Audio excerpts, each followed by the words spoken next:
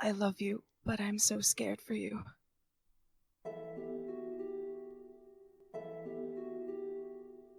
Selwyn is too numb to reply. Ariazis had said not to get stuck in her emotions, in her guilt, but how could she do anything else? Thoughts pushed their way to the front of her mind. They were right. Salvador and Qatar were right. She's not worthy of Ariazi's affection, blind to her increasing loss of control over Sassy, and dabbling in magic's better left alone. Her eyes squeeze shut. She tries to block everything out, but that only makes things worse. Memories of sharpened bone, piercing flesh, and piles of rubble lining the bottom of that terrible pit play behind her eyelids in an endless loop. She tightens her grip around Ariazi's waist, burying her face in the tiefling's shirt and shuddering. Why wasn't Qatar furious with her like Sal had been? She'd gotten his daughter hurt. And Nyla, how could she even begin to make this right again? Selwyn has no idea how long they sat like that, with Ariazis holding her and soothing her. But she finally feels a subtle shift in the tiefling's breathing as she falls asleep. She's too anxious to trance. She slips carefully from the embrace and drapes her cloak over Ariazis before walking quietly to the abandoned pile of gear in the corner of the room. She tugs out a small bundle of clothes from her pack, changing quickly, then finds a battered black book in her pack and rips out a spare page. She scribbles a brief note explaining her absence before leaving the room. She knows these halls. She's studied here for years. Candlekeep has always gone out of its way to maintain it is not a university. It doesn't have food. It doesn't have dorms. It's not a place to live. But the thing about being the only source of shelter for 20 miles in any direction is that it sort of has to have food and dormitories. It may not be a university in the strict sense, but in a more practical sense, it's definitely a university. She finds an empty table easily, not far from the sigil of teleportation. She runs her hand over the worn leather cover of her spellbook and flips it open. She'd had it a long time, stitching new pages in carefully as she ran out, but it's not hard to find what she's looking for. Mechanically, almost surgically at first, she begins to cleanly remove pages. Cause fear. She'd never really thought about it before, but it was technically a necromantic spell. Called upon the spirits of the dead around her to put the fear of mortality into her target. She cuts it out. Gone. Life transference. A good idea in theory, practical even, but in practice it was using necrotic energy, the same energy that woke the dead and withered all life it touched, just to heal others. A little more firm with her knife this time. Gone. Animate dead. She remembers the first time she tried to cast this spell.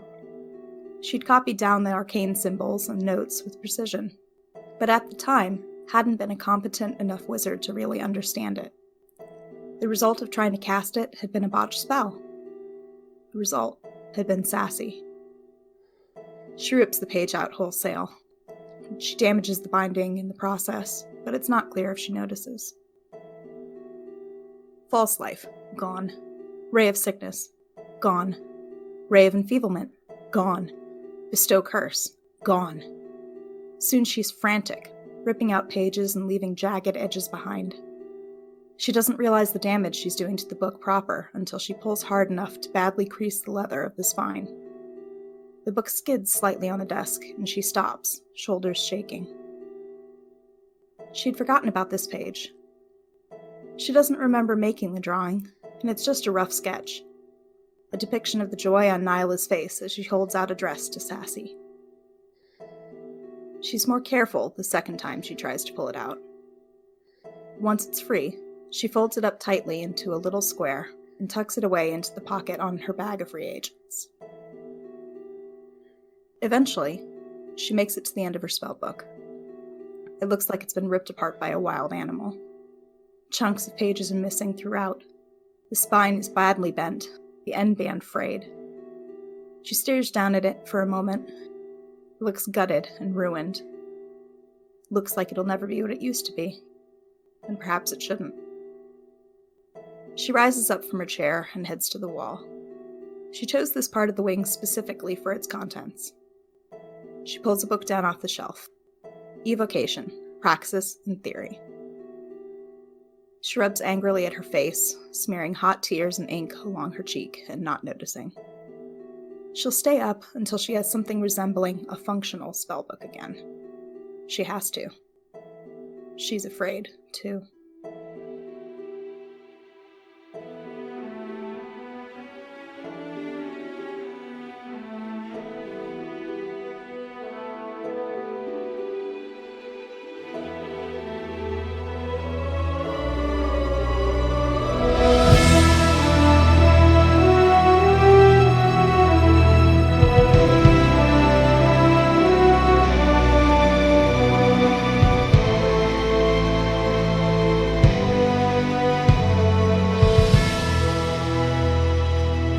Qatar, you managed eventually to find your way to a quiet little abandoned room. So far as you can tell, none of them are ever assigned. They're just sort of, first come, first serve.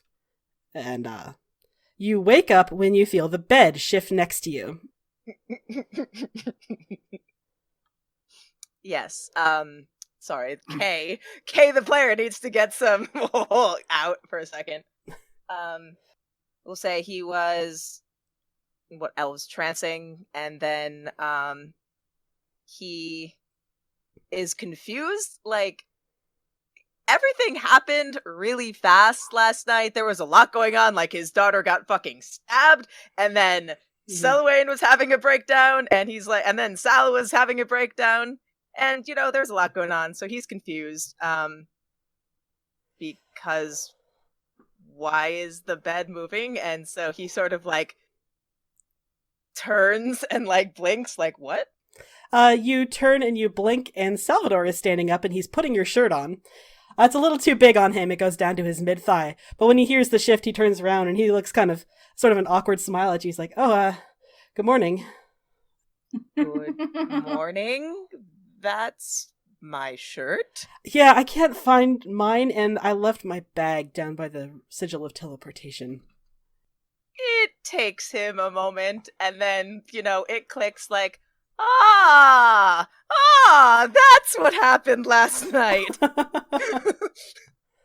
He's like, you don't mind, do you? I won't be long, I just need to run and... I don't mind what? You borrowing my shirt? No, of course not. Okay.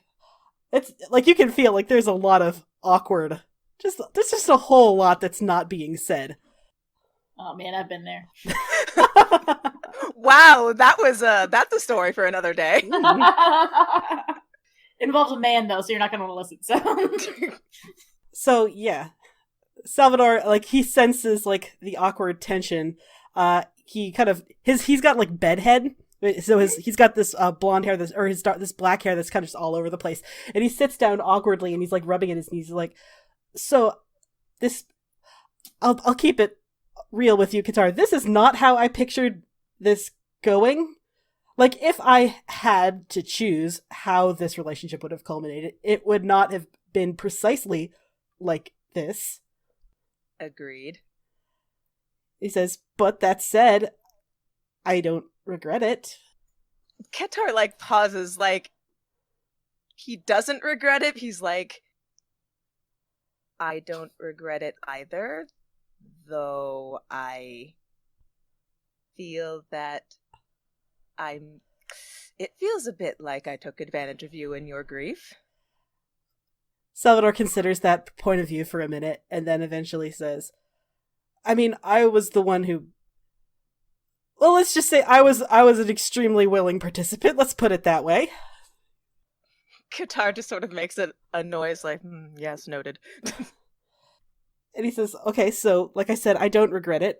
And I hope that you don't either. But now that you are awake, there are a couple things that we should probably talk about. Not related to this, although I guess we could talk about this, although I don't know. It feels like there are more important things going on. The reason I'm not using his accent, by the way, I don't know if anyone's noticed, but he only has the accent when he's speaking Common. Mm-hmm. When he speaks Elvish, he doesn't speak. Yeah. I feel like as Sal is rambling, like Qatar was really tense and like it sort of melts away a little bit, and this feels more normal. Like Sal being like, I don't know. So he just sort of laughs to himself and or laughs softly and is like, yes, there are many important things to talk about.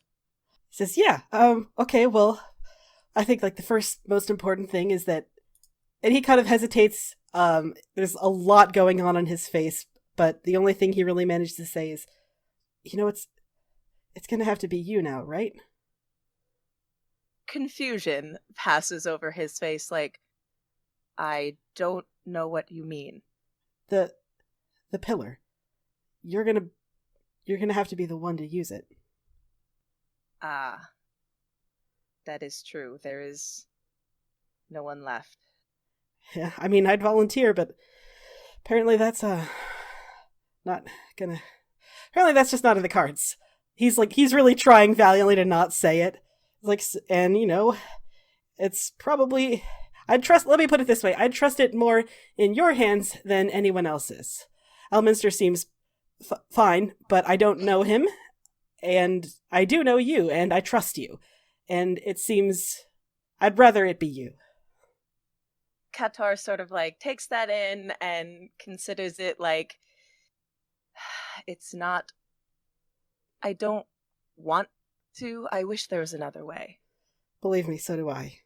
He wrings his hands. His hands, by the way, throughout your liaison and earlier, even when you left the abyss, you noticed that the frost along his extremities was getting worse. Like it was starting at the tips of his fingers, and now that he's awake, the frost has almost gotten up to his elbows. Oh boy. That's something that he's definitely going to notice. I guess he's going to absently follow the trail of ice with his fingers. Yeah, it's a little weird to look at. And Salvador says, I mean, I'm guessing you've worked it out by now. Although, I don't know, you haven't said much about it. How much further will it go? He says, well, presumably it will go all the way, because it's not my Eladrin form. I don't have an Eladrin form when I'm not in the Feywild, you know that. And he says, do you remember when we went to Everspring? We spent all that time healing those people. I remember.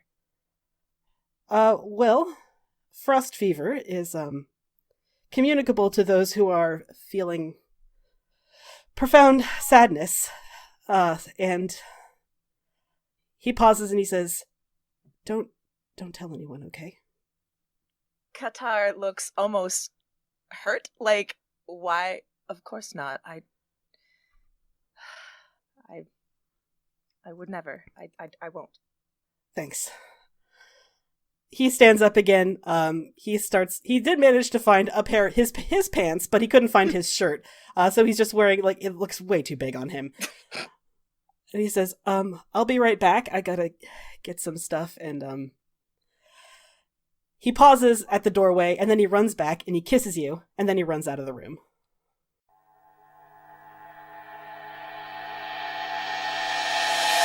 So Ariazis, you wake up and Selwyn, I assume, is not with you? Yeah. Correct. Correct. Yeah. She went running off. She left you a note. She did leave you Right. a note, that's true. And I assume the note said something to the effect of, come find me in this corner of the library, or something, like directions on how to find her. Sure. Yeah, we'll say that she went to bed, like, holding Selwyn. So when she wakes up, she's like, reaches over and there's nobody there, and she's like, what?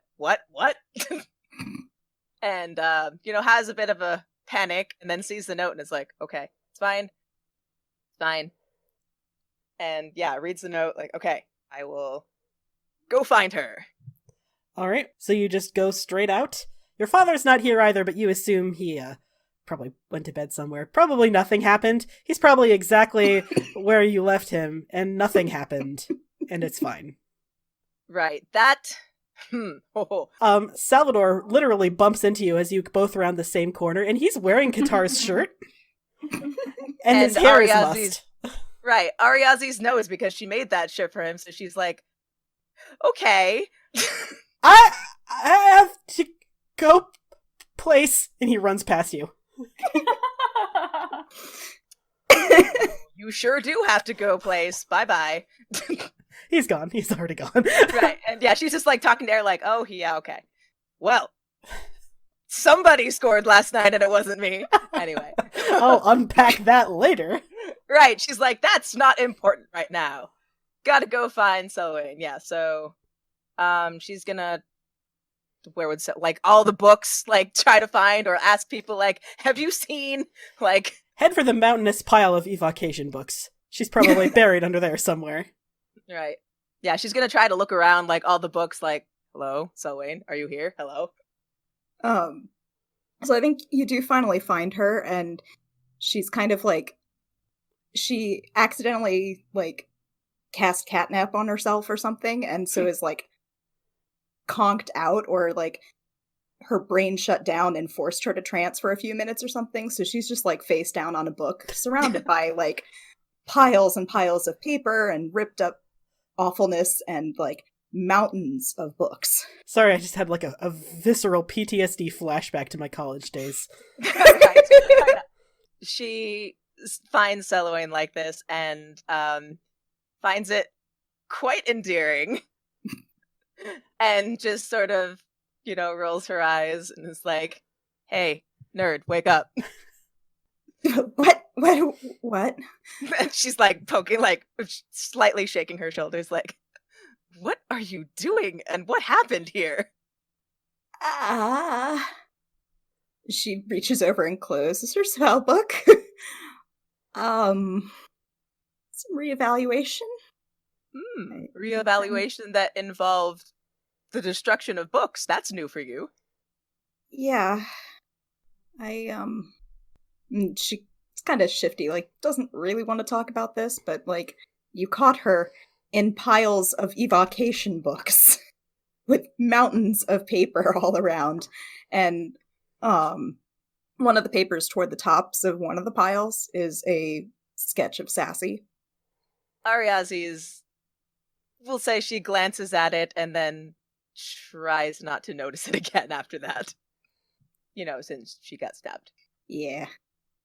And then we'll say that she'll, I don't know, pull up a chair or something and be like, it was weird to wake up and you weren't there? What time is it? That's a good question. What time is it, Tessa? By now it's like mid-morning. It's like 10 a.m. Okay, yeah. It's like, well, the sun is up. What? Yeah, surprise! The sun, it rises sometimes. I'm so sorry. I meant to. Oh, God. I've been up all night. Oh, man. It sure looks like it, that you've been up all night. Yeah, and just like to set the scene, she's, you know, pretty mussed up. Her hair is kind of crazy from like running her hands through it every like 15 minutes for several hours. She's got ink all over her face and fingers. Like, she's a mess. You know, but Ariazi's kind of likes that mess. It's not like you haven't seen her like this before. Right. She just looks at all of the ink stains, all of your fingers, and she's very smitten. We'll just say she's smitten. She's like, she's just smiling at you and like absently reaches for your fingers and like, do you want to clean up before we find everyone else? Probably a good idea, yeah. And she steals a quick kiss, and I'm sorry. And Ariazi's like, why are you sorry? We're taking a bath together. Oh, okay. I don't think they have bathtubs in Candlekeep, y'all. They've got showers at best. There we go, that's fine. We're gonna dunk in the nearest river together. We're gonna go walking into the sea.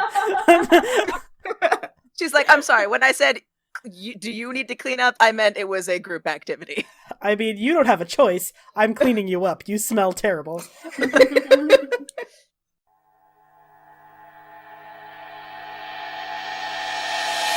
Nyla, Oh no. Oh no. you are conscious, and for a second, that's all you really know. The second thing you realize is that you can't see your own body, which is weird. You know, Huh. you're used to looking down and seeing your own body, so that's a little weird. Uh-huh. The next thing you notice is that you can't see anything. And then all of a sudden, you super can see stuff. You are chained by both wrists and ankles to a large marble floor. And high above you, sitting at 3 separate tiers of, sort of large podiums, are judges.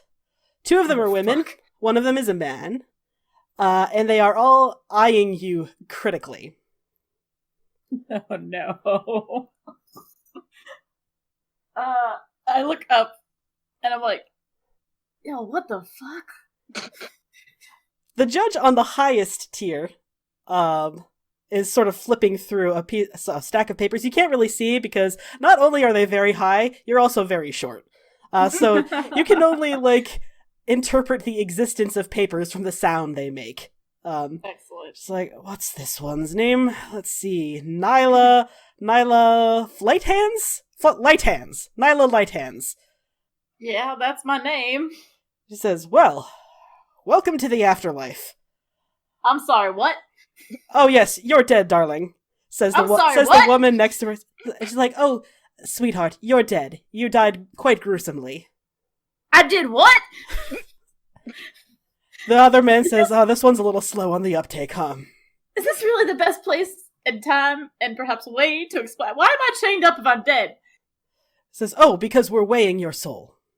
Does it have to be done while I'm in bondage? This is kind of weird kinky shit y'all got going on here. He says, yes, I'm afraid that's what protocol dictates until we can glean the measure of your essence, of your soul. The woman who had been sitting at the highest place stops flipping through her papers, folds her hands, and leans all the way down to look over at you, and she says, so, Nyla, are you a good person?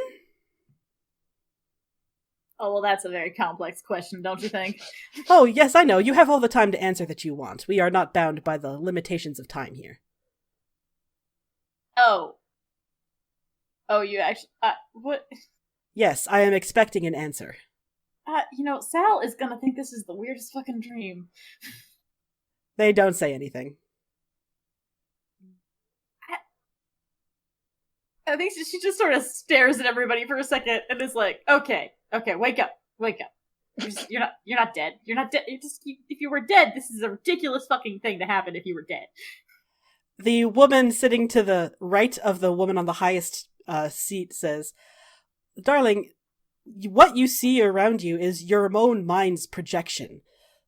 Most people see us as a set of judge, juries, and executioners, usually, but, it depends on your upbringing. Those who live in more rural communities might see us as a council of elders. Those who are very religious might see us as a pantheon of some kind. It's your own mind deciding what justice looks like. Well, I guess I got a fucked up mind. Says, well, I can't speak to that, darling. I don't know what you're seeing. The man says, can we stop wasting time? We have a very long queue to get to. Are you a good person or aren't you? Didn't you just fucking say that we had all the time in the world? She just said that. Yes, we're not bound by the physical limitations of time as a construct. However, I have things to do and I don't like you. Wow. Well, I see we're off on a good start. The woman on his far right says, don't mind him. He's just a little bit itchy. He's got important... I don't even know what it is he does when he's not here. Anyway, sweetheart, it is best if you answer the question. Are you a good person? Well, I guess I'll humor this goddamn dream. Am I a good person? I don't know. If you'd asked me that 2 years ago, I would have said unequivocally no. Because you can't be a good person in this world. You just have to get by. And now? And I've been trying to get by, but I've also done a lot of things in my life now that fuck, if I'm actually dead, I died trying to save the goddamn world. The woman in the highest seat makes a little sound and then starts jotting that down. The man says, yeah, well, good job on that so far. Well, it's still here. So actually, I think I'm getting 100 out of 100 so far. Not for much longer, if the signs are to be believed. Anyway. I'm sorry. What? No, it's not important. That's not why we're here. The woman sort of smiles beatifically down at you, and she says, I have looked through the record of your years, and I mostly agree with your assessment, Miss Lighthands. She says, you didn't come out of the womb a good person, but no one ever does. You backslid a little morally when you were younger, but I think the truest measure of a person is overcoming an evil nature, much more than being born good. I think it says a lot for you that you managed to overcome those old habits. The man on the left says, I don't. I like him. We have different ways of looking at things. He says, sure, 1,000 good deeds will help 1,000 people, but those 1,000 terrible things you did were still done. You can't undo them. I mean, I don't disagree. He says, so answer me this time, keeping that in mind. Are you a good person? I think I'm trying to be a good person. I don't know if anybody truly is a good person. I don't know if that's ever something that's even possible. I think all you can do is try. The woman on the right smiles and she says, I think that's a very lucid philosophy. The man on the left says, I think it's horse shit. And he takes a large stamp and he stamps something in front of him and he says, I don't know, to limbo, I suppose. And the woman on the right sort of gives her just this disgusted look and she says, I think to Arborea, perhaps. Although, I don't know, she might not like the woods so much. And the then woods? Oh god, please don't send me to the woods. The man looks to the woman in the center, who has been quite quiet this whole time, and says, well, as always, that leaves it up to you. And before the woman can speak, the sound of doors clattering open comes radiating out from behind you. And all three of the judges in front of you kind of crane their neck to get a look. I look. Striding toward... Can I see anything? Yeah, you can. Okay. You hadn't looked behind you because, what you were talking to was all the way up there. Mm-hmm. But now that you're looking around you, yeah, everything looks exactly like a courtroom, like perhaps one in Baldur's Gate, maybe. And after the doors had clattered open, a unicorn comes walking down the middle aisle, which is that's weird for a courtroom to have a unicorn. Okay. I knew this was a fucking dream. I knew it. I knew this was a goddamn fucking hallucination. I'm gonna wake up any minute now. The unicorn, it doesn't speak to you, at least not at first. It addresses the three judges up above you, and she says, I am here on behalf of an interested party. What? Why? What is there? Wait, there was a unicorn in the Feywild, right? Yeah, you talked to it, so you know they can talk. I think I'm just staring with my mouth wide open. The woman in the middle says, on behalf of an interested party? The unicorn says, I suppose you could call me an advocate. I'm here on my sister's behalf, who's here on behalf of... And the unicorn looks down at you and makes something approximating a smile. It's kind of hard to tell because the face is like a horse face. A horse. It's a horse, yeah, you can't really tell. But there's like a smile in her eyes, which is nice. And she says, well, let's just say I'm here for a friend. And she says, we have a strong suspicion that her soul is going to be taken back down to the prime material plane and reunited with her body. So, in the interim, I have a writ here, and you see something happen. Like there's a burst of golden light up from one of the podiums. It's like, I have a writ here from my sister, the Mother Guardian, that she is to be taken up to Elysium until such a time as that happens. The man on the left, who also got the same poof of golden magic, looks over whatever papers were bestowed upon him, and he says, oh, how convenient for you. Friends in high places, huh? I don't know what's going on here. The unicorn, sort of nudges your shoulder as if to say, it's all right, hang on, just wait. I'm gonna stop talking. And the woman says, "Oh, well, that's very nice for you, darling. Elysium is lovely." And the woman in the middle says, "Well, we can't override a direct order from a power of the realm." She puts her stamp on the papers that had appeared before her, and she says, "You are free to go." Before I go, can you tell me which way you were leaning? She just smiles and doesn't answer, and then everything swirls and changes around you. Okay, we'll catch up later!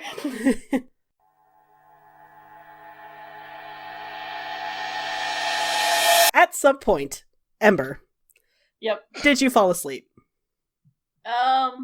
Yeah, out of like sheer exhaustion. Also, he lost like a fuck ton of hit points. Yeah, that's true. He did take a whole lot of damage. Yeah. So give me a brief summary of the night that Ember had.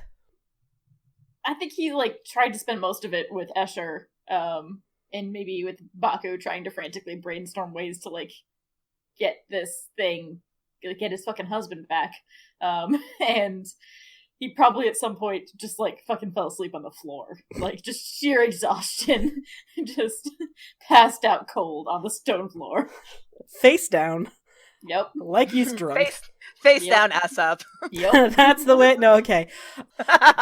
Baku, how is that going? You did not have a lot of confidence in your ability to fix this problem. How has a night changed that, if at all? Well, good news, it hasn't.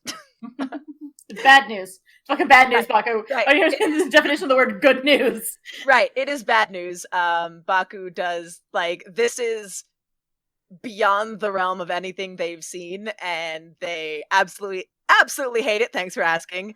But still, they are in Candlekeep, so we'll say that, like, you know, being with Ember and Escher is not gonna help them at all. They're like, I need to be the nerd that I was born to be. I need books. Yeah, so we'll say, like, similar to, like, Selwyn, like, just absolutely fucking buried, like, okay, there's gotta be some way, something that I can do to alleviate or help or something. So, Baku, since you are poring over books instead of searching your own mind, let's have you roll investigation with advantage.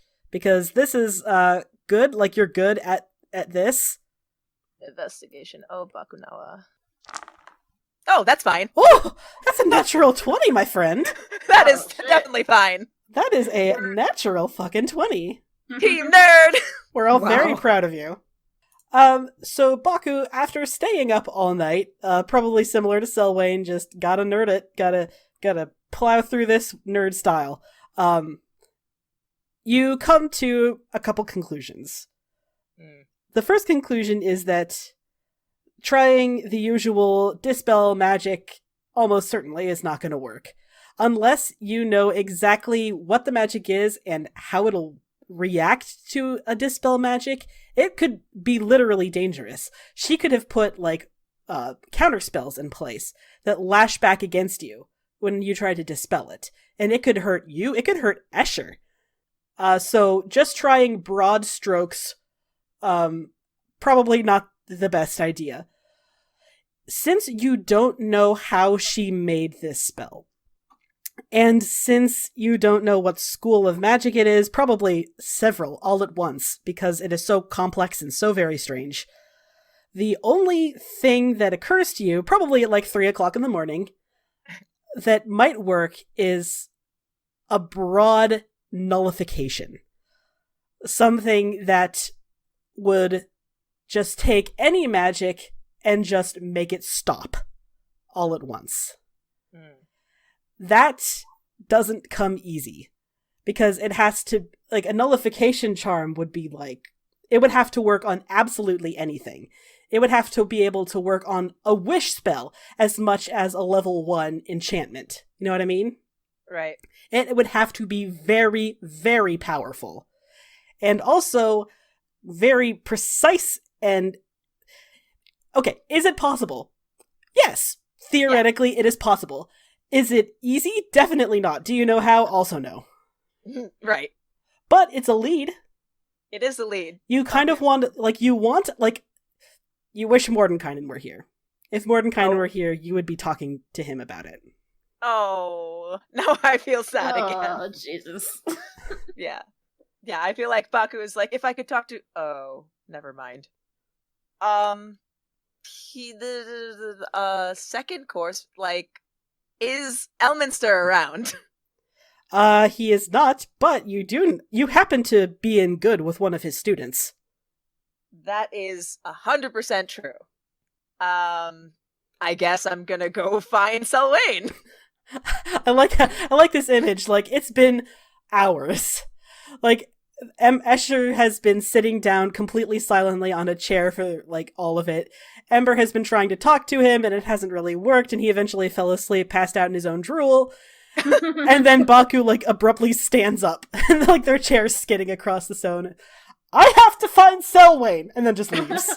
Right. It's like, they're like, the only other nerd I know within close proximity, and also Mordenkainen is dead, and Elminster is not here, and goodbye. Does that wake Ember up? Yeah, I think so. Alright, well, let's stay with Ember then for a minute, because as I recall, we came up, or I gave you a way, if you wanted to explore it, of communicating. Yes. Yep. Has he discovered it already, or is it just occurring to him in his, like, sleepy... Oh, it's definitely 100% just occurring to him now. Like, Baku, where are you? Okay, they're gone. Why does my neck hurt so... Oh, yeah. Because I fell asleep on the fucking floor. I think, and he looks over at Escher, who is... sitting precisely where you left him. Staring straight ahead, not doing anything. Okay. Definitely before he went to sleep, he put, like, his big cape of Lathander over him. So he's gonna go over and, like, hold his hand. And I think as he does that, there's, like, this, like, light bulb. Except it's like a candle, because we're in fantasy land. Yes, I'm sorry. It's a candle. Right. The candle goes off. Light bulb. No, wait, he worships Lathander, so it's the sun. Oh no! Blinding ass. A little floating sun. He casts daylight, and the whole room suddenly is blinded. Oh no. I'm just kidding. Ember doesn't cast spells. That sounds like a cleric thing. It's not really his area. And I think he looks at him and he goes, huh. He says, Escher, if you can hear me, squeeze my hand once. It takes him a couple minutes, but eventually you feel him squeeze your hand. Ember gets very excited. He drops his hand and he jumps up and down. Escher sits there not doing anything, because that's all he can do. Oh, Jesus. He sits back down and he looks at him. He says, I know Baku said that you can hear what's going on, and I've said it again and again, but I feel like I always have to tell you. You are the most important thing in my life, and I love you more than anything else. You know that, right? Unless you give him a direct order, I know, which he's not going to do. But he just looks at him and he goes, "Well, maybe we can." Although I will say, he does get a little misty-eyed, and it's weird because his face he can't move the muscles in his face. But yeah, he gets a little misty-eyed. Oh, Ember's crying. Same. He says, I hate to do this, but I need to talk to you. So I'm gonna order you around, and when you come back, I know you're gonna give me shit for it, but just take it easy on me, okay? So he goes, we lost somebody back there. Somebody who I think is probably pretty important, and I was thinking about it, and I thought, you always did the right thing. Always. That's what I loved about you so much. And you're probably the only one who can bring that person back. But I don't want to do it unless you want to do it, because I can't give you orders. I don't want to be the person who propagates the thing you've always feared the most.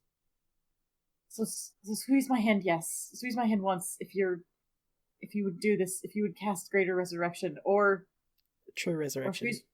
True Resurrection. I don't know. He doesn't know better. And twice if you wouldn't. There's a really, really long pause. And of course, he can't betray any emotion on his face. Of course, the crying maybe gets a little bit worse, and it lasts. The not squeezing your hand at all thing. It lasts for a really, really long time, and then eventually there's a squeeze. I wait for a second one. It doesn't come. He said yes, apparently. He doesn't look entirely happy about it, though, if the crying is any indication. I wipe the tears away from his face, and I look at him and I go, "Are you sure?" You have to phrase it like an order. Yeah, I know. He's really slow, Tessa.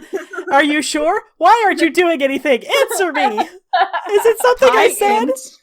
High int, low whiz. He says, "Are you sure?"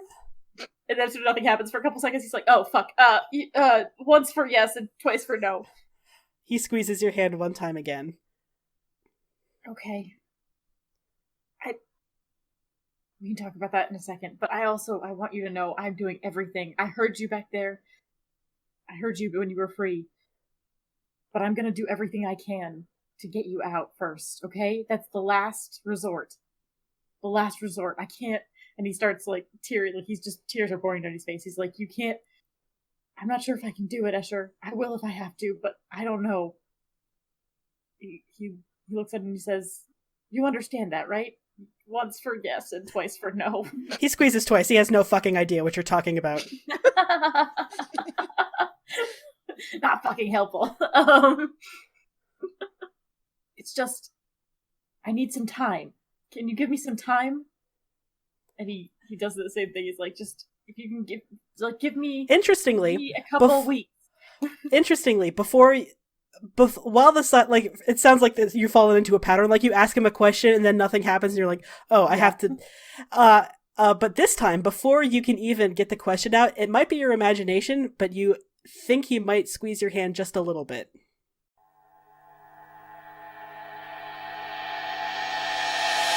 Baku, you ran all the way away to find Selwyn. How's that search going? Where's Baku looking? Well, the last time Baku saw Selwyn was at the fight and Necromancer, so they're gonna be like, maybe, I don't know, like, all of the creepy spells Raven Queen centered, but where's the Raven Queen section in this library? I mean, surprisingly, the Raven Queen doesn't have her own fucking section in Candlekeep. But yeah, Selwyn's not in the weird stuff.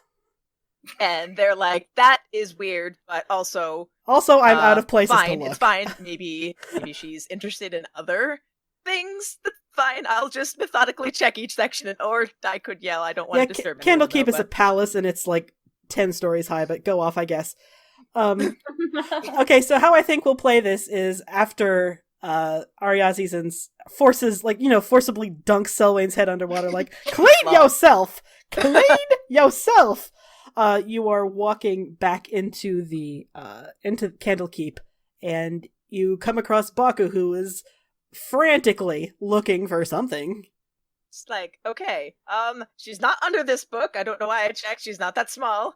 This stack is about Selwyn's size, and like, they're just talking to themselves. Oh, yes, you're who I'm looking for. Hello. I feel like Baku probably grabbed her, and she's just automatic squeak of surprise. Right, excitedly, and is like, wait, I forgot, I am very big. Okay, I'm sorry. What's up? What is not up? There is a lot happening. Okay. Specifically, why are you looking for me right now? Magic reasons, because of Escher, that's why. You have a lead, or you've got an idea, or?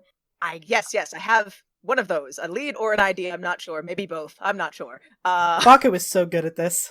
Exactly. Baku is just anxious and ace and ready to pace. Alright, anyway. Oh, my life motto! Exactly. Hey, have you been reading my diary? Yes, Baku is actually based on Tessa, everyone. Yeah, Baku is gonna say, I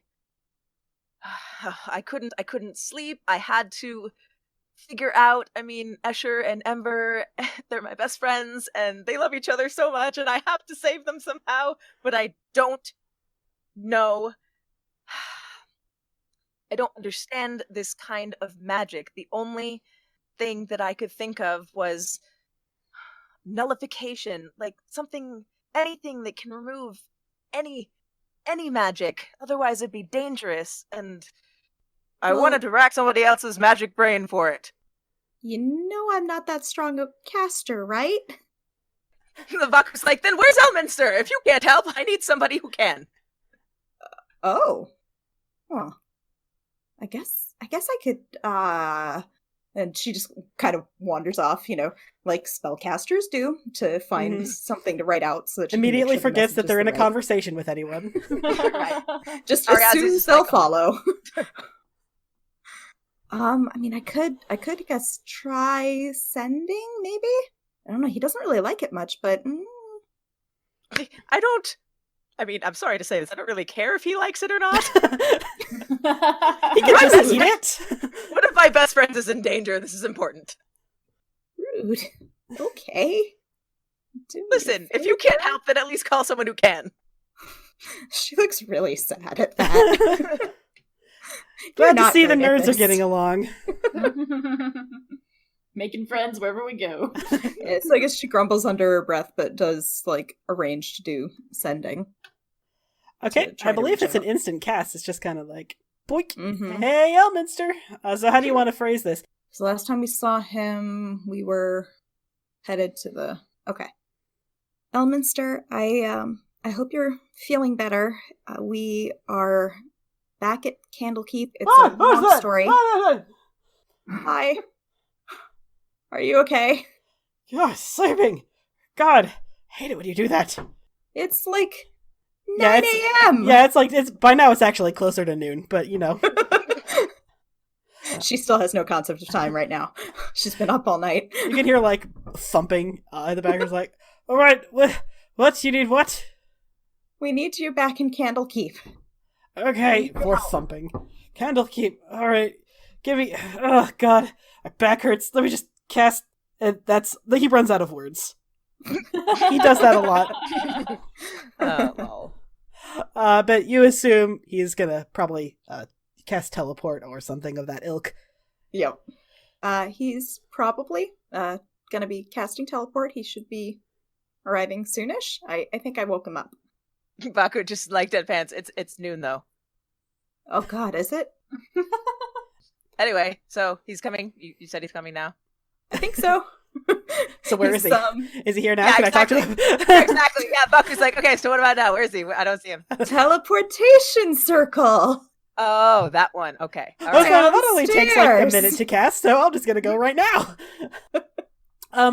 So whilst I assume Selwyn wants to go with them to make sure that, Elminster sees at least someone who isn't going to immediately tackle him and shout interrogative questions into his face. This might be a good time for Ariazis to branch off and go talk to a certain someone. Oh yes. Perhaps. Perhaps it is. She's like, fine, you nerds have fun. I'll be off somewhere. Goodbye.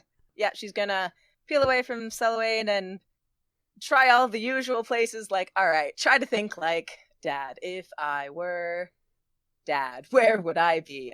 Probably in a tree or There are no trees around here. Damn it. exactly. And then she's like, well, that's not that. That rules that out.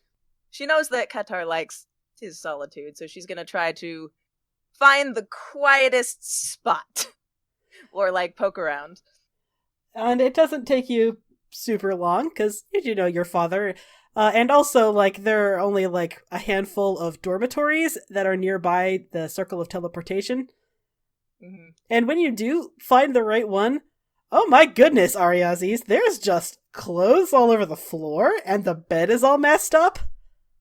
And what's Qatar doing? You tell me. We'll say, Qatar, when Sal left him, he just kind of sat on the bed in a state of half undressed, well, he took my shirt. He did. And then, the only other shirt is Sal's shirt, which is Way too Not- small, yeah. it's not gonna fit. So he's like, I guess I have to find a new shirt. But he's walking around trying to clean up, I guess. Maybe a cloak? He might be able to find a cloak that he could wear.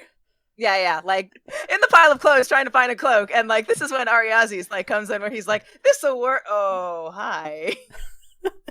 And then she just looks at all of the things on the floor looks at her father. Ah, I see. That would be why Sal was wearing your shirt. I can make you another one at some point, but maybe for now, cover yourself. You're my dad, and this is gross. Put a shirt on. Right. He's like, yep, sorry about that. And we'll say he wraps himself in a cloak. And then he expects this is going to be just like a, like a father-daughter, like, check-in sort of thing. But it's like, he can tell immediately it's not, because Ariazis, like, makes a loop around the room and then, like, opens the door, making sure there's nobody there, and then locks it. Oh shit. Sitar's about to fucking die. And he is, like, immediately serious, like, what's going on? And she makes a motion, like, silently for him to sit down on the bed, and then she sits next to him and whispers in Druidic, "The next time I'm in danger, don't save me, save Sal." And it takes him a moment to process this, like, but you were only in danger because of Selwyn's pet. Ariadne is a bit upset, like, he's not getting it, like, that's not the point. The Pillar Prime needs 3 generations, and Sal is going to sacrifice himself. You have to stop him. If it comes down to a choice between him and me, choose him. This is very, very startling. And it shows on Qatar's face, like, he stares at her like, "Moonbeam, you can't mean..." Ariazis grabs his hands. "Yes. It's time to look after your own heart." I have bad news about that, because Sal's dying in, like, 2 different ways. Right, and now that Qatar knows, like, he gets misty-eyed and, like, squeezes her hands back. He promised Sally he wouldn't tell her, or anybody, and he just looks up at her sadly and says, "You are my heart." Ariazi's just... she's trying not to cry either, like, "Dad, I know you. Sal's been making hard eyes at you this whole time, and you're trying to pretend you don't feel something for him."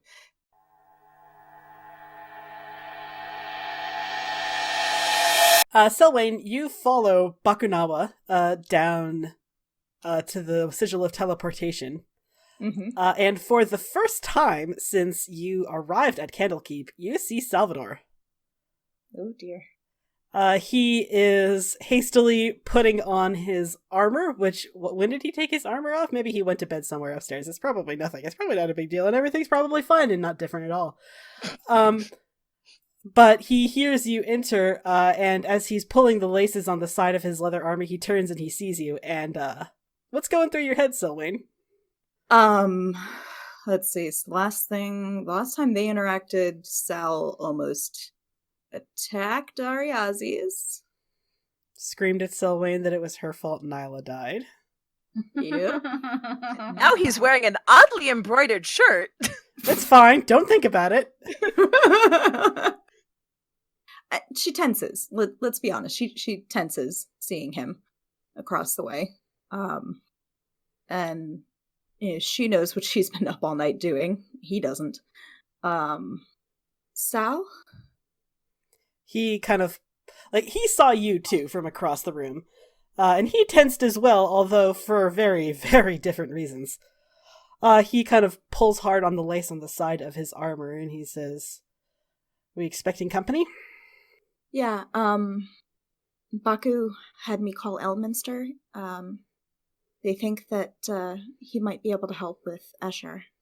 "I'm still here. Hi. I don't know what you're saying, but hi. Hi, Sal." Sal thinks about it, and he's like, he doesn't want to be rude to Baku. You know, Baku's fine. Baku never did anything to hurt them. Baku never killed his best friend. Oh, wow. So he pulls the laces a little bit tighter, and he says, Well, good then. He switches back to common. We probably should talk to him about other stuff anyway. Gotta get that pillar prom soon. Oh, Yeah. yeah, that too. I think she goes over toward him to talk a little quieter, but she switches back over to Elvish. As you get closer, Salvador says, I swear to God, if you hug me, I'm gonna punch you in the face. Oh, shit. Wow. What? I'm not the huggy one, but I was going to say I'm sorry. I didn't know what would happen, and that's no excuse, but I am sorry, and I'll do everything I can to try to get her back. Are you done? Yeah. If you think bringing her back is gonna fix it, you're wrong. It's not about...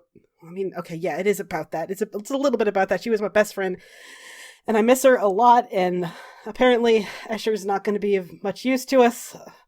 So, you know what? Never mind. He starts to walk out the door. I think she, goes to reach for his wrist to catch him, and then remembers that, he said that, touching, no, that's going to result in pain for her. And instead just says in Elvish, I'm giving up necromancy. I don't want anything to do with it ever again. I know it doesn't make it right. I can't make it right. He turns around and he says, no, you can't. And honestly, I can't imagine why Ariazis defended you as ardently as she did. Well, no, I can't imagine it. It's because she loves you and she doesn't understand. She'd walk through fire for you, and you're very, very lucky, and I'm not even sure if you deserve it at this point. I think she kind of reels as though she'd been slapped, even though he hadn't touched her. Because those are all things that had run through her head. Why is Ariazi still having faith in her? Why did Qatar not object? He says, I mean, what do you expect me to say, Selwyn? I'm not Ariazis. I'm not going to placate you with gentle words and tell you it wasn't your fault and you didn't mean to do it, so it's all fine. Even if you didn't mean to do it, Nyla's dead. She's dead. And there's a good chance that we're not ever going to be able to get her back. And I'm not going to sit here and give you platitudes about that. She was my best friend, and I'm probably never going to see her again. And it's because you used dangerous, untested magic. What else was I supposed to do? We had a literal goddess on our side, and we weren't even making a dent. Maybe we all should have just died there, huh? Better all of us than leaving the rest of us behind. I don't know. I'm not here to moralize on the way things should have been. All I know is that my best friend is dead, and I'm probably never going to see her again. And maybe there's room in my heart for mercy, but it's not right now. Right now, I miss her so much, I feel like I could just scream forever and it wouldn't be enough. I know. I do too. Then just at least give me the courtesy of giving me a couple days to mourn her before you start asking for my sympathy and forgiveness. And he leaves. Okay. Meanwhile, Baku's just been standing there like, wow, that was a lot of yelling. You guys okay? Yeah, because it's all in Elvish. You don't understand a word. No. Selwyn was speaking Elvish. Salvador was speaking common. Oh. I only understood half of that conversation. And but you got the gist of it, Baku. Yeah, that was very mean. Oh. And also a little right, but also very mean. Yeah, no, it was right. It was right. Right in the middle of this, dreadful lurching silence, Elminster appears and he falls over the edge of the teleportation circle. Just out of habit, pure reflex, doesn't notice that she's doing it, she helps him up. Oh, hi, Elminster. He staggers to his feet. Back in Candlekeep. Does it feel like I've come full circle? I mean, you have. Yeah, more like full teleportation circle. Hey! Baku is like, eh? Elminster says, I don't get it. What's the joke? Never mind. There's no never joke. mind. Everything is terrible. Selvain, what can I do for you, my dear? Are you alright? You look like you've been punched in the stomach repeatedly. Not great. We'll talk that later. I feel like I should open with, how did it go with Baphomet? He's dead. And we're alive. Yay! Oh. Most of us. Oh. I hope you didn't lose the little squirrely one, did you? We need his blood. No. Oh, thank God. Thanks. I mean, I'm sorry. This is obviously a tragic loss for you. I'm very bad at this. What can I help you with? I was told I was needed for something. I don't remember what you said. I don't really listen when you talk very often. And that's another slap in the face. I mean, in fairness, Elminster barely listens to anyone when they talk. That's sort of his modus operandi. I understand that feeling completely, and just sort of pat Selwyn like, I know. I also don't listen when she talks. They're like, pat Selwyn like, it's okay, nobody listens to me either. Baku needed your help. Which one's Baku? This one. I'm one. Hello. Hello. I'm a Baku. Nice to meet you. Yes, hello. Again. Oh, have we met? He honestly does not remember. In the grove. Oh, Sir. Sure, yeah, okay. Let's go get you a tea and we'll explain everything. Come on. Okay, that's wonderful.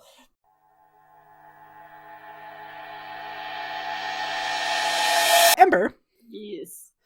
A couple more minutes pass after Baku abruptly stood up, knocked over their chair, and was like, I have to talk to Selwyn, and then just left without any further rigmarole. What have you been doing in those interim 2 minutes? I assume mostly just talking or trying to talk to Escher. Yeah, I think I'm just trying to talk to Escher.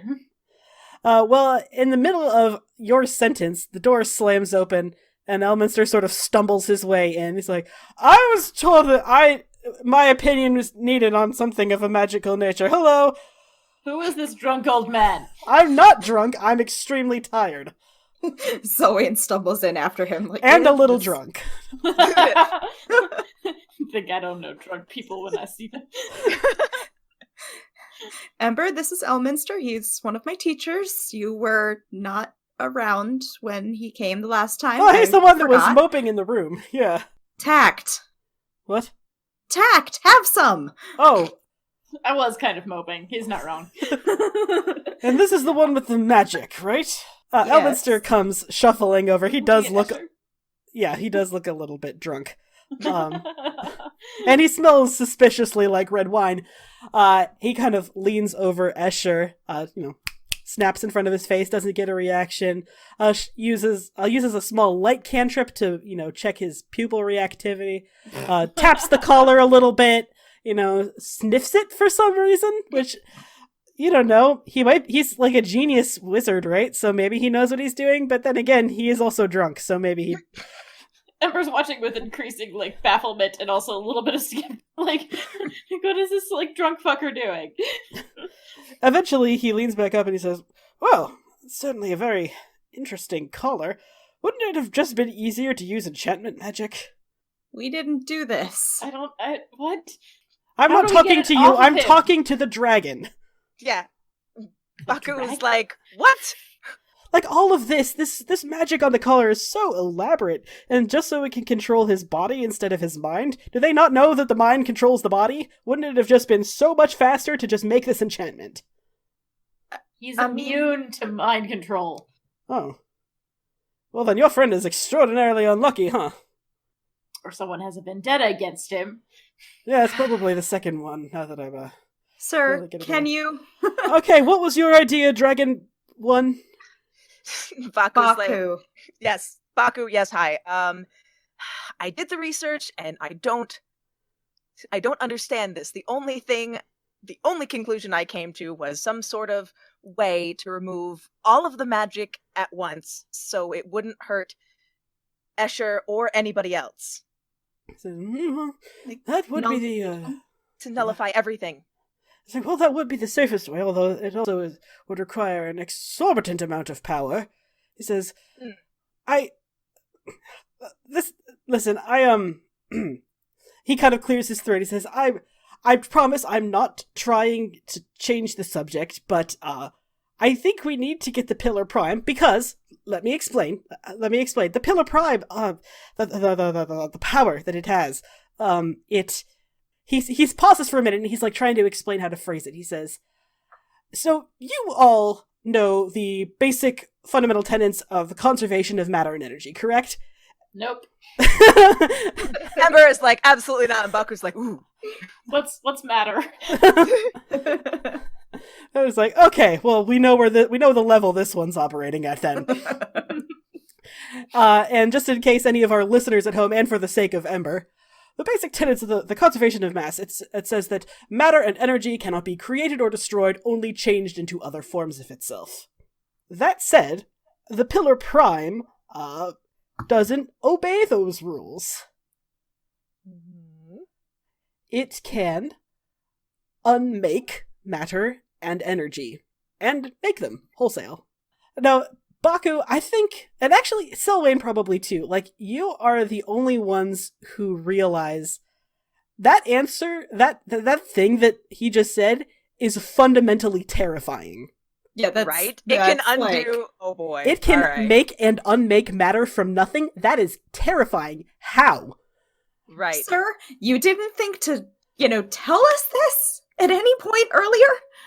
You were gonna give it to Nyla. I was going. Oh my god! I was going to get around to it. I didn't want to frighten you with the details before we actually got to the damn thing. Ember's looking around blankly at all of you, and he's like, I don't understand why this is a big deal. Why don't we just get it then? Ember, it can help Escher, yes, but it can also make something from nothing and destroy everything. It's very, very scary magic. We've dealt with a lot of scary magic before. How is this any different? He says, all right, what's your name? Bember? What? Bember, What? Bember Trelane, I want to say. What? Let me explain it like this.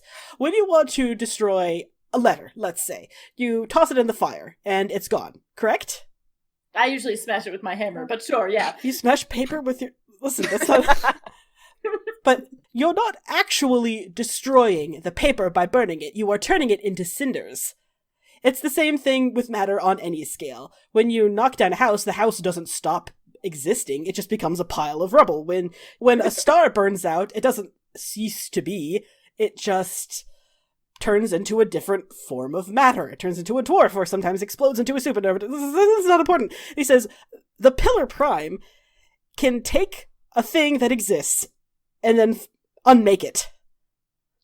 It can take energy that exists and unmake it. And likewise, it can make energy and matter out of nothing. Is it working? Like, is his explanation of, like, instilling the gravity of how powerful this artifact is, like, working? It's slowly sinking in. I think he's... Okay. Yeah, okay. That sounds not super safe, but also the Avatar didn't sound super safe. So, I mean, I think we should just get it. He says, well, yes, I agree. We should do that.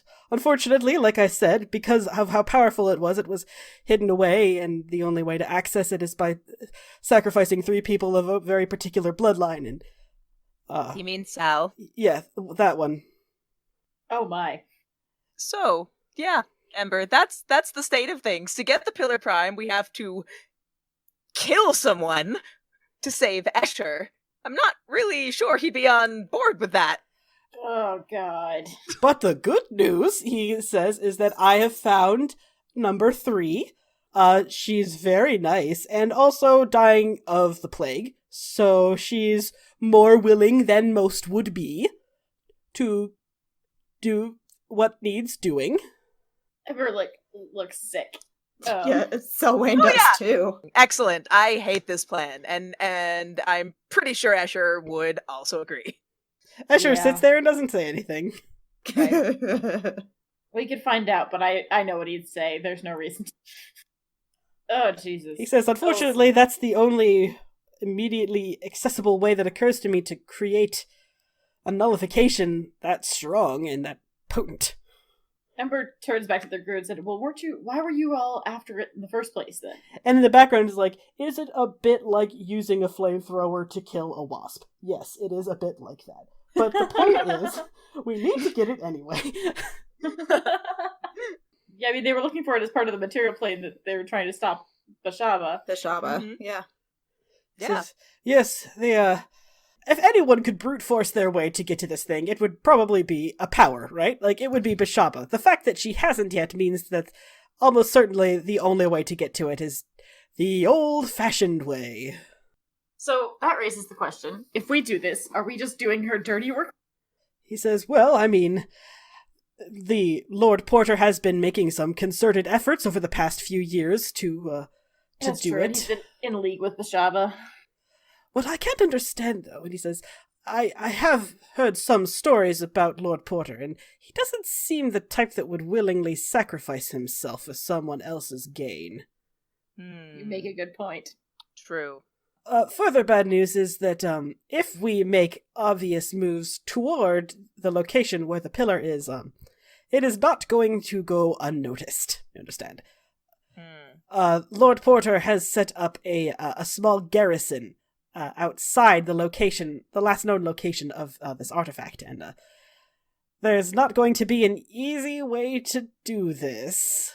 We're going to need an army, probably. Baku just sighs like, oh, of course. Because Swain's like, where the fuck are we supposed to find an army? Lord Porter definitely has an army. He has most of the guard of Baldur's Gate, which is, that puts him at something of an advantage, I suppose. And then from the doorway, Salvador says, the Anaran Glade has an army. You don't know how long he's been listening, by the way. Right. Yeah, that's Baku great. spins around like a bow. Oh man, hey Sal. Hey. And he repeats, the Anaran Glade has an army. Oh man.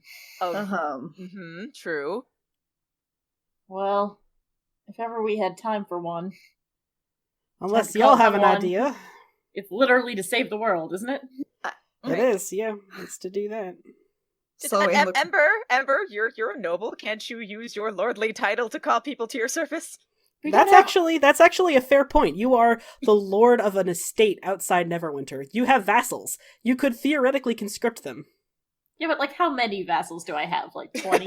I mean, it depends on how you want to lay down the law. Like, it could, if you went hardcore and like every abled man and woman, like anyone who can swing a sword, probably a couple thousand.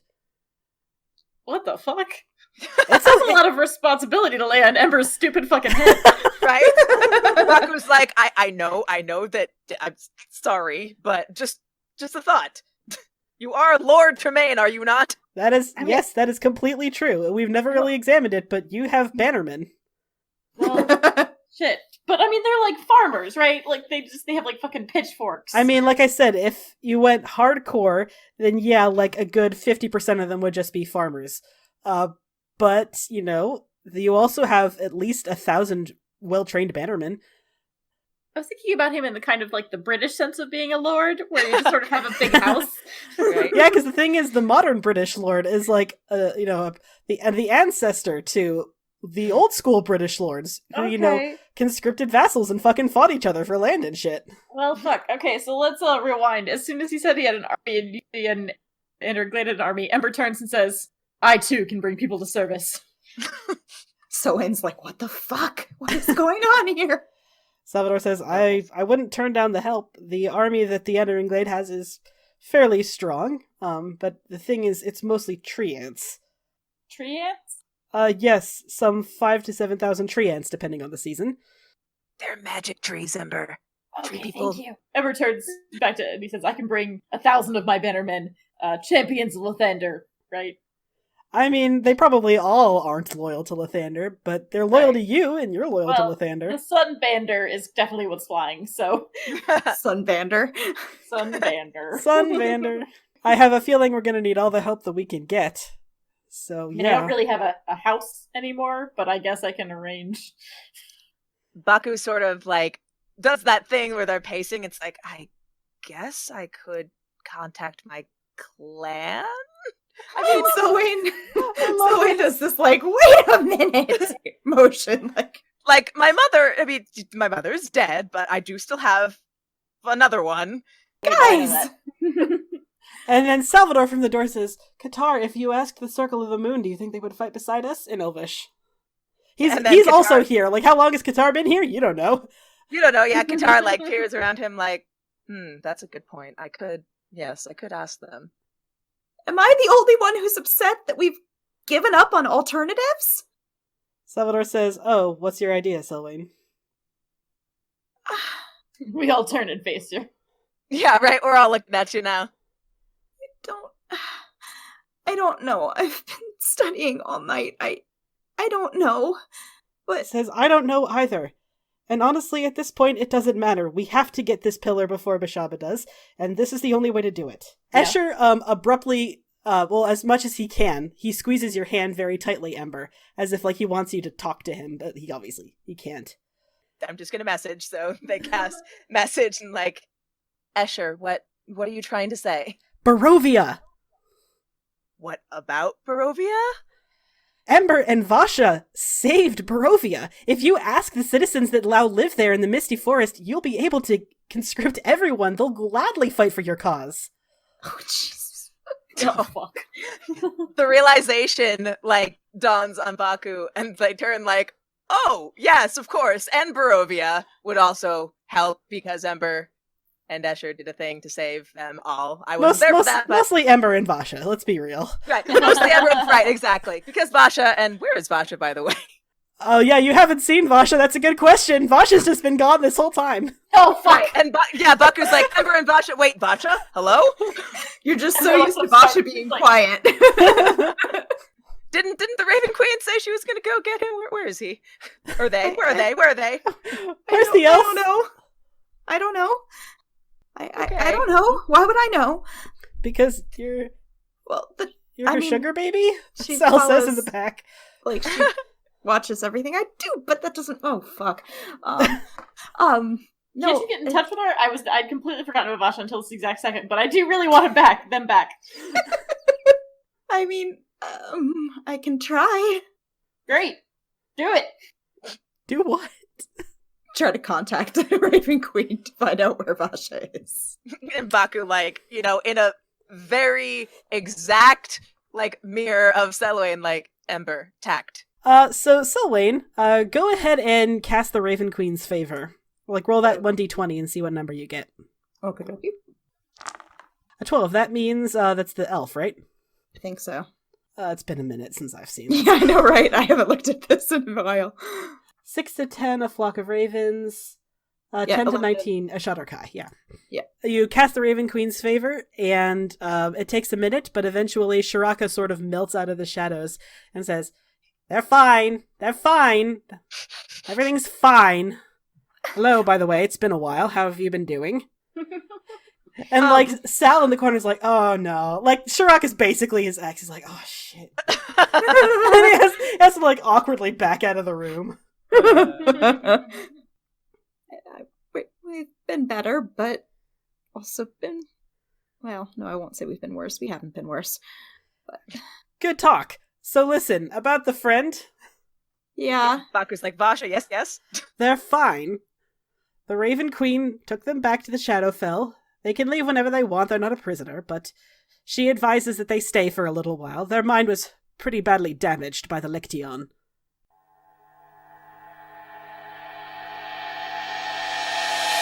Vasha, when you first got here, you were really not sure what to think.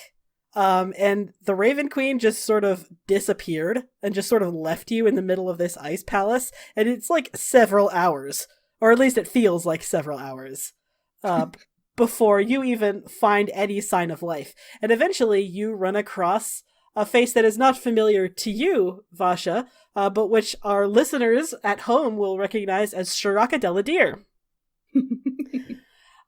He catches you a little bit by surprise. You're a very perceptive, sneaky elf, but he is also very perceptive and sneaky. And when he taps you on the shoulder, it kind of catches you off guard. I feel like Vasha just startles. Easy does it. Who are you? Where am I? My name is Sharaka de la Deer, and this, he gestures to this, like, don't get me wrong, it's creepy, but it's also sort of ethereal and beautiful. This huge palace made of ice with, long walls of glittering ice in every direction. He says, "This is the Fortress of Memories, the Raven Queen's domain." Why am I here? My friends... She knows where your friends are. He kind of gestures you to follow him. Vash is kind of lacking other options at this point. Hesitantly does. Sharaka is armed, but he hasn't made like a move toward it or anything. And he walks you down this long, icy hallway, and he says, "She brought you here as a courtesy, you understand. She has briefed me on your situation, or at least as much as she knows. Being lost in the Lection, even for a little while, can be severely damaging to a mind.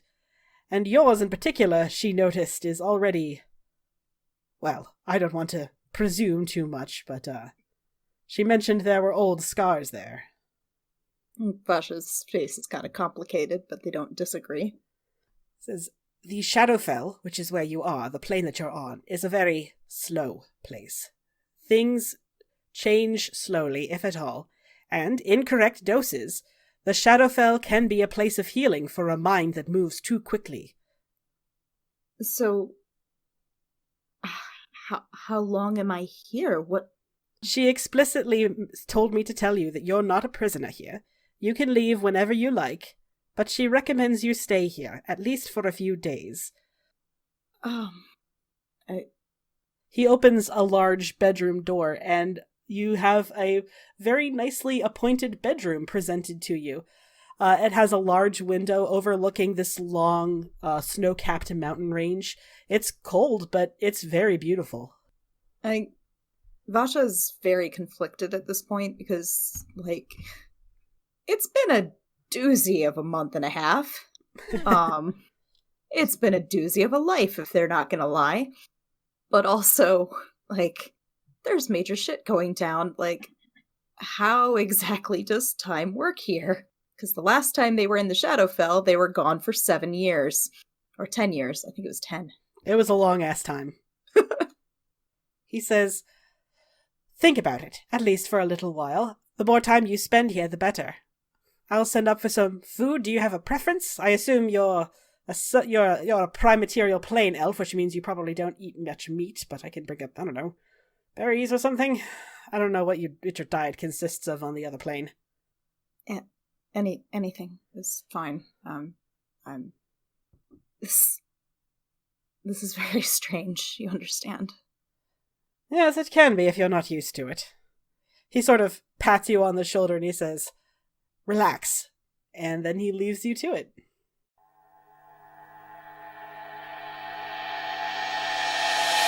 She sends her regards, and, if the need is great, just, let her know, and I'm sure your friend will be more than happy to return to your side.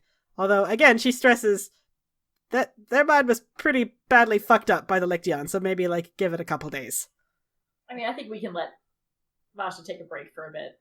Vasha deserves this. Yeah. Baku's ready to argue with Ember, and then as soon as Ember is I think that, we can give Vasha a break, they just look at him who the fuck are you? No, I mean, it's gonna take us a couple days to get all the armies together anyways. Shit doesn't happen overnight. Armies are notoriously slow. Try a couple months, fam. Yeah, it's true. Right. Just because Lord of the Rings made it look fast doesn't mean it was. Right, exactly. Says, in the meantime, I think it would be wise, perhaps, to send a small scouting party to see the state of things at the last known location of the Pillar Prime. But before we go, I had a talk. Well, not really a talk, but a conversation. Well, anyways, Escher and I talked. Communicated. And Escher's agreed to cast True Resurrection. Salvador sits up a little straighter and he says, "What about the reagents?" And that's a good point, Ember. True Resurrection is a hefty spell. Not only does it take an hour to cast, but you also need diamonds worth at least 25,000 gold pieces. Oh, excellent. Ember looks at him blankly and says, "The what?" It's a pretty sizable chunk of change. like, could you afford it right now? Yeah, but 25,000 gold, like, that could help to rebuild the estate. Mm. Oh god. Yeah, but it's also a person's life. That's true. And, Ember is lawful good. Yeah, Ember would do it. Ember looks at him and he says, "We'll find the money." Sal says, I'm a lord. You're a king!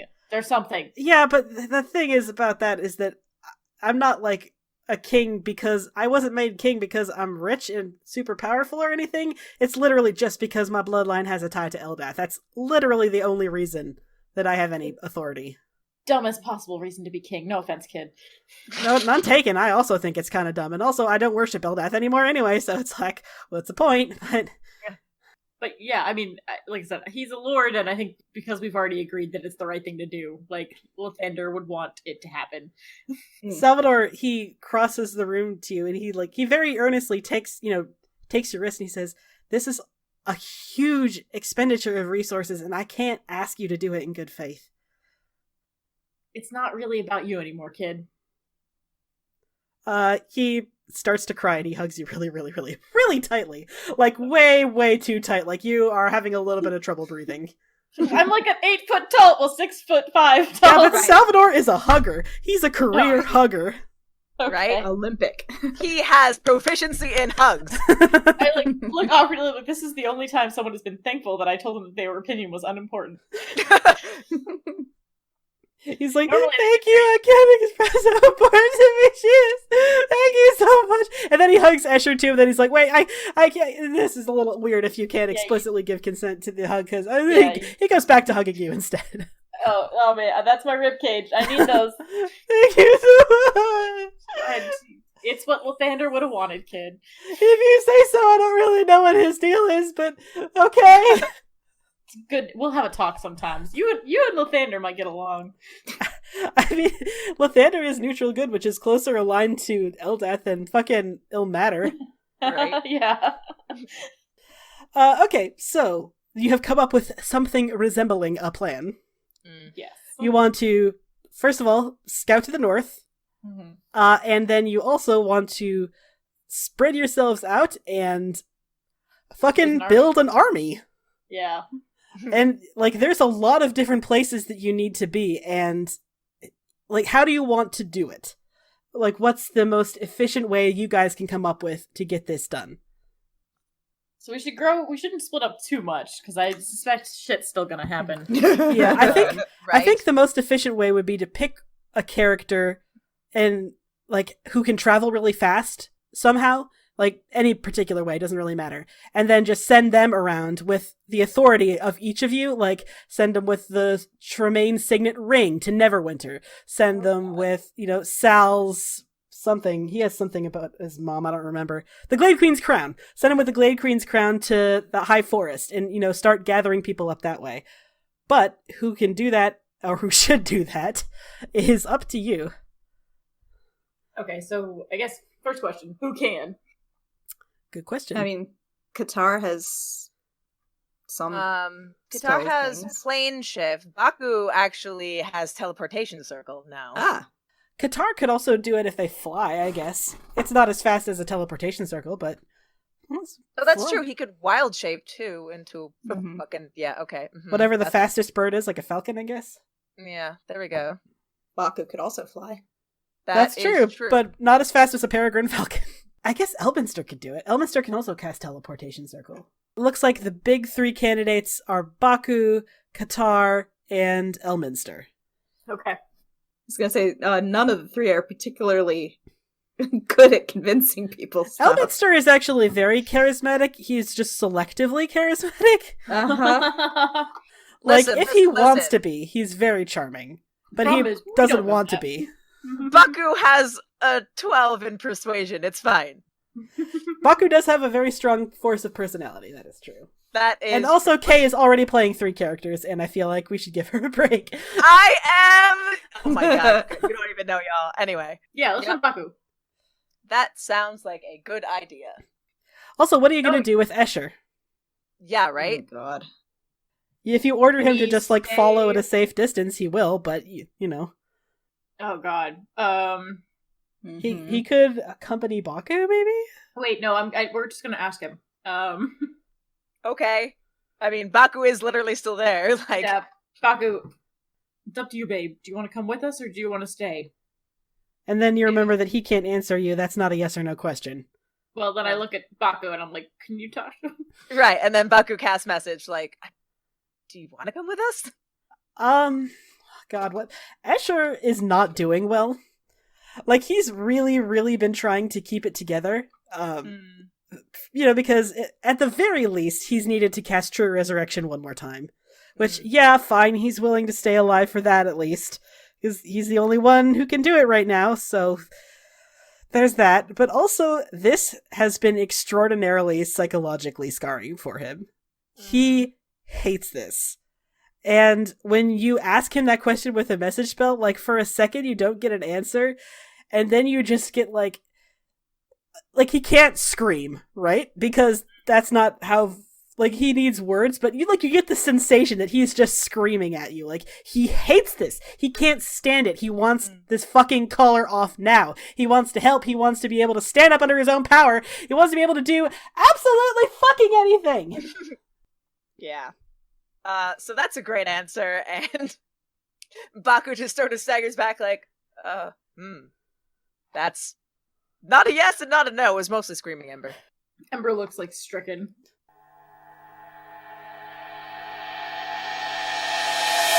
So you are all packing up, preparing to go. You're writing letters, you're sealing letters with signets, and here's this crown, please be careful with it. It was my mother's, and also it's extremely magical, don't fuck it up. I imagine that you're all sort of in one of the lower rooms of Candlekeep, preparing to go, and for once you're all in the same room. Is Sal still wearing Qatar's shirt? Yes, but he's got the armor over it. Like, he genuinely just forgot he was wearing it. Right, we'll say, yeah, that Qatar found some other shirt. I don't know. Who knows? He only has one shirt? No, of course not. I was like, he was like, whatever, I'll just get another shirt. It's fine. It's just, that's the one that Ariazi's, like, embroidered for him, so it's fine. It's fine. I'm sure she's embroidered more than just the one. True. Okay, we'll say that Ariazi's is the one who approaches Sal. Like, when he sees you approaching, he immediately leans away from what he was talking about with Qatar. Like, he doesn't really want... Like, he's not ready to talk about that with you right now. Like, he's your dad. It's weird. Right, and that's pretty much exactly how Ariazi's feels, and she's like, I mean, I did make that shirt for him, but it doesn't look bad on you, I guess. Oh, God. Like, he forgot he was wearing it, and he looks down and is like, oh, God. Oh, no. Selwyn looks up with a what kind of expression on her face, because she was too tired to notice this shit. Right. Ariazi just, like, holds up hand, like, it's fine, I figured it out, I know what happened, as long as you guys are having a good time, it's great, it's fine. Oh, boy. I hate this. Yeah. There are just some things. The last time that Ariazi saw Sal, he was running away, but also the big slap scene, that too. Yep. So... And Sal is clearly thinking about that. Right, so, listen, I know you're angry, but what else could have been done at that time? So, Ariazi's, look, I don't play games about what-ifs. I know you don't, and it's not a game. I'm saying you need to fucking get over yourself, Sal. You're not the only one who lost somebody. Sorry, so your advice is to get over my grief of losing my best friend? No, my advice is to stop taking it out on us as though she wasn't our friend too. He takes a couple deep breaths. Okay, so let's acknowledge a couple things. One, I apologize for yelling at Selwyn. I don't not blame her for what she did, because I do. Like, trying to sugarcoat it is not gonna help. Like, she did a thing and now Nyla is dead. It is her fault. That doesn't mean I have to stay angry about it, but it's been less than a day. And if you expect me to apologize for being upset about losing my best friend, I'm not. I'm hurting. I'm still hurting. I'm not expecting you to apologize, Sal. Of course, you're still hurting. Just... What, like, sugarcoat it for her? I'm not gonna do No. that either. No, I'm not asking that. I know that you're not going to. Then tell me what Just- you want, because right now it seems like you're blaming me for being sad. I guess that, like, she looks sad. Like, I'm not blaming you for being sad, Sal. You've been sad for quite a while. Ever since your memories returned, basically, you've been sad. And you have a lot to be sad about. Just, I don't know. Just remember that we're all on your side. You is what hit me. I did. So, like, do I get an apology for that? Because, like, I feel like the response to someone being angry should not be physical violence, Ariazis? It's like, maybe I haven't handled this right. Because, you know, my best friend is dead, and I'm gonna die soon because I have to sacrifice myself at this fucking pillar, even though the person I thought was gonna have it isn't gonna have it, probably, and yes, and I'm not doing okay. I lost my faith, and I don't know what's going on anymore. But I feel like the only wrong response to that is being physically violent. For a moment, it seems like she's considering hitting him again, and then you see it just sort of fade, and she's like, just sort of sighs, and you're right. I do owe you an apology. I should not have hit you. I apologize for that, Sal. He just kind of groans and starts shoveling stuff into his bag. It doesn't matter. I'm gonna be dead soon anyway. That's something else I wish that we would talk about. I don't want to lose you as well as Do Nyla. you have another idea? I hate this. I hate when you guys talk about, like, there's some fucking alternative. Unless you can present me with an alternative, I don't see any other way to do it. We have to get the pillar, and the only way to do it is for me to die. So unless you have an idea, stop talking about how it's just a theory. I am going to die, Ariazis. I don't have an idea. It's true. And not as much as you, because I'm not the one who has to die, but I hate this too. I wish there was some other alternative. So do I. I'm not crazy about the idea of dying. And Qatar's like, oh, nor am I. But it's fine. I mean, I think that's what's his name? Ilmatter? That's what he's all about, isn't it? It's taking pain and sacrificing yourself for the greater good. So, I'll go out with a bang to my new god, I guess. Whatever. You keep referring to Ilmatter like you can't remember his name, and I'm pretty sure that's not how worship works. Do we really have to talk about this? Can't you go bother someone else? Like I No. said, I'm not really in a good state to talk about this kind of thing right now. I know that you're not in a good state, Sal, but the fact remains that in the fight, you were still saved by Eldath, even though you don't I know. follow her anymore. I know that. That's something worth looking into or investigating. Or talking about. What difference does it make? It doesn't. Exactly. I don't know what difference it makes, but Exactly. It doesn't make a difference. It doesn't make a difference. None of this is going to matter in a couple days. So please, just let me die with some fucking dignity, okay? I'm just really tired.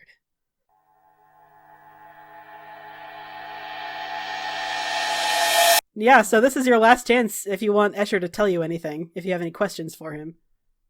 oh, that's true. Last time I tried to ask him a question, he just screamed. Yeah, he's not doing so well. Yeah, I Right. know. So, Ember, do you want to talk to your husband, maybe? I think Escher or Ember just stares at Escher and is like, I just tell him we're gonna fix this. I mean, he can hear you. That's Ember. not how this works, Ember. That's not how any of this works. And then, like, Baku casts a message and is like, oh, your husband is so dumb. And you hear a response back. He says, I know, it's a feature, not a bug. And he says, I'm sure he already knows, but tell him that he's the most important thing in my world too, and even though this is the worst of all possible versions of personal hell, I'll wait for him if he thinks he can do it. I'll tell him. No. Baku, turns to Ember and is like, I'm about to cry, so you gotta listen real carefully. What? First, Escher really fucking loves you a lot. And said you are the most important thing in his world. And also... Ember breaks down ugly crying. Wait, I'm not done! Oh god, I'm crying! It's too late. Everyone's ugly crying. Baku's like, I was gonna say he'll wait for you, but you started crying. I just can't. I can't do it. We're gonna get you out of this, Escher, I promise. Escher is expressionlessly crying again. It's all he can do. And Ember's, as he's crying on him, he's like, and I promise you, we're gonna get the ring back. That's what you're worried about, the ring? It's the symbol of our love, Baku. Okay. I guess they cast message again? I don't know. You heard him. Do you have anything to say? Yeah. As you are, doing that, Escher says, Baku, listen, just in case this goes south. And you think you're about to hear a really heartfelt, emotional bro speech from Escher. Right. It's like, just in case this goes south, just in case Ember has to kill me, I want you to know I stole Mordenkainen's spellbook and there's Wish still written in it, and you're the only other person who can cast it in the party. I didn't want to bring it up because it seems really awkward and I didn't want to have to go rifling through a dead man's thing, but you might be able to do that, maybe. What? You did what? What? Listen, I like magic too, and I just took his spellbook before we burned him. That's all. Okay. Somebody doesn't know about this yet, and she's mortified. Spellbooks are insanely personal. You don't know. They super are, and he knows that, which is why he hasn't really told anyone. Yeah, Right, exactly. It's a secret conversation. So, yeah. Baku's just like, oh, okay. In the absence of true resurrection, Baku, the only other spell that could bring Nyla back without her corpse is Wish. And, that's not typically how sorcerers learn spells. Sorcerers are just born with their magic. True. But, push comes to shove, you're pretty sure if you had to, you could learn how to cast Wish from looking at the spellbook of a wizard who could cast it. Maybe. Okay. God. And he says, also be careful with this information, please. Oh, and also, you've been a very good friend to me for many years, and I appreciate you, but mostly it's the first thing about... Oh, there's my baby. Baku's like, that, I'm ending this call, goodbye. What? Baku hangs up the phone.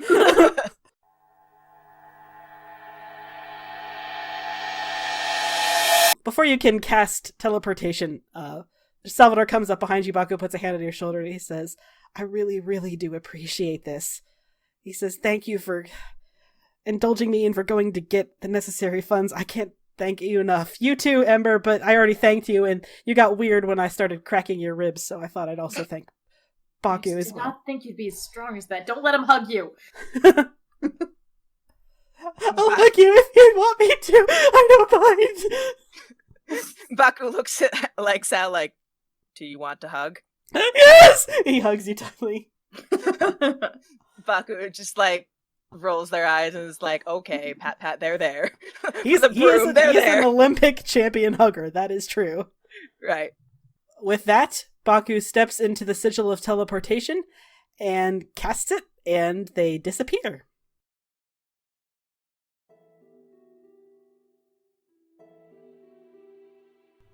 Hey friends, it's your favorite DM, Tessa Crowley. Thanks for listening.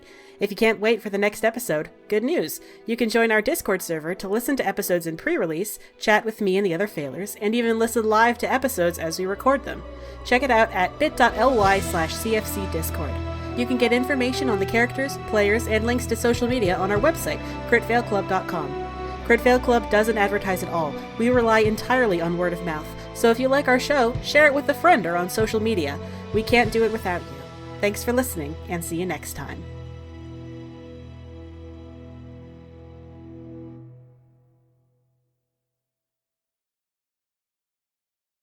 Everything is fine, Everything is great. Right, it's great. Qatar has been asked, by the way, if you have to, save Sal and let me die. Also, don't tell anybody, says Sal, that I am dying already anyway. A lot of secrets in this goddamn house. Right? It's like a gothic romance at this point. Qatar's like, okay, great. It's fine. And it's Qatar, I can imagine Qatar's main thought is, I'm gonna lose both of them. Yeah, he's like, great, both of my loves, awesome. I am totally fine.